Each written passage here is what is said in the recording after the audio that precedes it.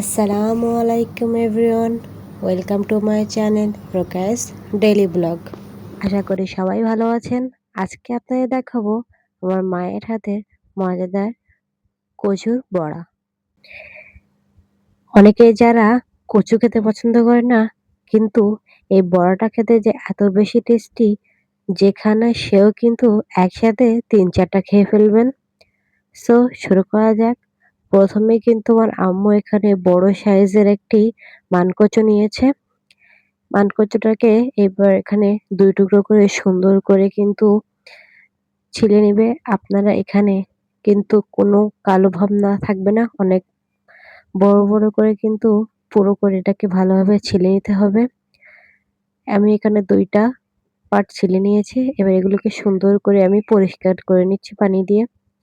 পরিষ্কার করে নেওয়ার পর এখানে কিন্তু নরমাল পিলার ব্যবহার করা যাবে না। আপনারা চাইলে একটু ঘন যে পিলারগুলো আছে ওখান থেকে আপনারা এখানে ওগুলোকে সুন্দর করে গ্রেট করে নিতে পারেন।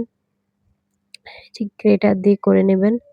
এই যে আমার আম্মু সুন্দর করে কিন্তু কচুগুলোকে গ্রেট করে নিচ্ছে। আপনার গ্রেটারের ছোট যে সাইজটা ওখান থেকে সুন্দর করে এটাকে গ্রেট করে নিবেন। এই যে দেখুন গ্রেট করার পর কত সুন্দর করে এগুলো হচ্ছে। এই যে আমার কচুগুলোকে সুন্দর করে গ্রেট করা কমপ্লিট। এবার এর ভিতরে মসলা এড করব। প্রথমে দিয়ে দেব স্বাদমতো ঝাল, ধনে গুঁড়া, গোলমরিচের গুঁড়া, ভাজা জিরে এবং পরিমাণ মতো হলুদের গুঁড়া। এখানে কিন্তু লবণও দেওয়া হয়েছে, যেটা স্কিপ হয়ে গেছে আপনারা দিয়ে দিবেন। এবার পরিমাণ মতো পেঁয়াজ দিয়ে এটাকে সুন্দর করে কিন্তু মা মাখিয়ে নিচ্ছে। এটাকে কিন্তু সুন্দর করে মাখিয়ে নিতে হবে। আপনারা চাইলে এখানে কাঁচামরিচও কুচিও ব্যবহার করতে পারেন। এবার সবগুলো দিয়ে এর ভিতরে এড করে দিচ্ছে বেসন। আপনাদের বাসায় যদি বেসন না থাকে আপনারা এখানে ময়দার ব্যবহার বা চালের গুঁড়াও ব্যবহার করতে পারেন। কিন্তু বেসনটা দিলে কিন্তু খেতে অনেক বেশি টেস্টি হয়। এবার কিন্তু বেসন দিয়ে সুন্দর করে এটাকে মাখিয়ে নিয়েছে। এবার অল্প করে সুন্দর করে বড়ার শেপ দিয়ে কিন্তু কড়াই একটা, একটা করে দিয়ে সবগুলোকে সুন্দরভাবে কিন্তু ভেজে নিচ্ছে। দেখুন সুন্দর করে লাল, লাল করে এপিঠ ওপিঠ করে কিন্তু মা সুন্দর করে কিন্তু এগুলোকে ভেজে নিচ্ছে।